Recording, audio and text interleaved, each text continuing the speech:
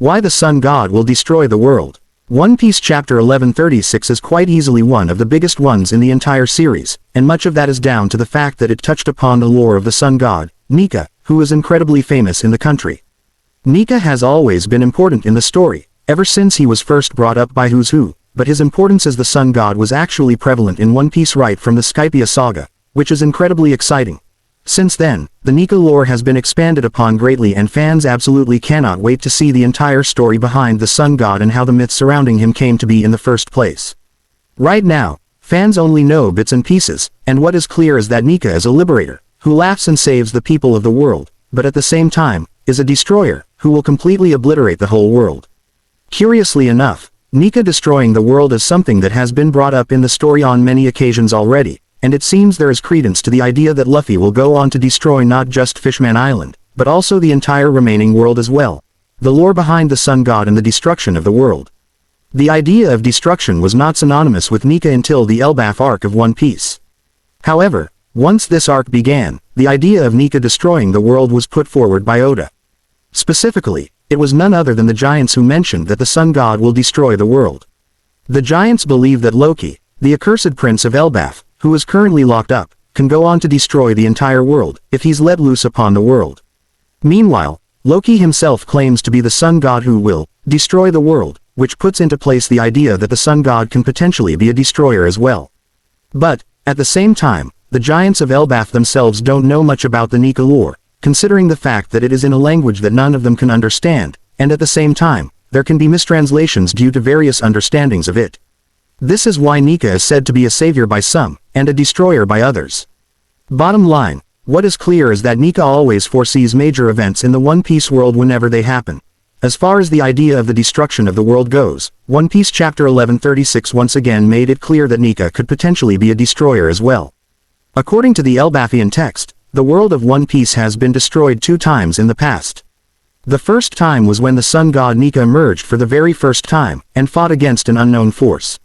The second time was when Joy Boy appeared and fought against the world government. Both these occasions saw the destruction of the world, which means that the appearance of Nika now, through Luffy, spells doom for the world once again, understanding the destruction of the world. Fans might be confused by the content of One Piece Chapter 1136. After all, it took the idea of Nika being the Sun God who brings smiles and joy and made it into the Sun God who could bring destruction or liberation. Given that both of these ideas are based on an ancient language that cannot be deciphered any longer, what is clear is the fact that all of these are simply words whose true meaning is lost to time. This is precisely why fans must base their opinion on what is in front of them, and when it comes to Nika, the person they need to look at is none other than Luffy himself. Luffy is the Sun God, or in other words, a potential destroyer of a liberator. But, Luffy can clearly be both. The idea of Luffy destroying the world doesn't have to be a bad one, especially when it isn't taken literally.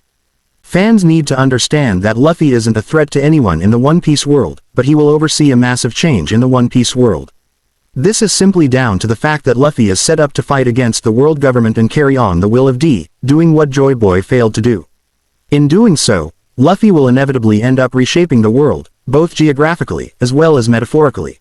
This is essential, because otherwise, the world will stay the wretched place it is, where the world nobles can do what they want, enslave who they want, and destroy any piece of evidence that suggests their hands are bloody in the void century.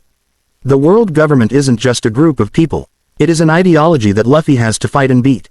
In doing so, Luffy will have to shake the whole world and do things that reshape countries. For instance, Luffy will have his allies break down the borders of Wano and unleash the ancient weapon Cluden.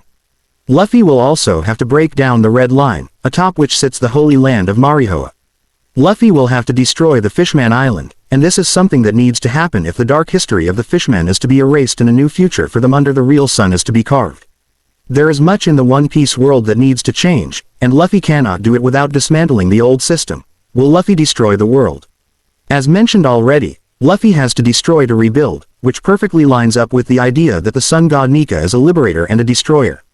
He has to destroy the current world order in order for the people to truly be liberated of the evil that is the world government, and he needs to fight them to truly ensure the freedom of the people. Only after Luffy liberates the world will the face of the world change. It must also be kept in mind that the world of One Piece is bound to flood again in the upcoming war. When that happens, Luffy will eventually have to save the world by deflooding it somehow, and in doing that a new world will be carved out. Lands that hadn't existed for centuries will show up and races that were almost extinct will finally be allowed to come to the surface. The world of One Piece will shake soon enough, but this shock is necessary to remove the evil from it,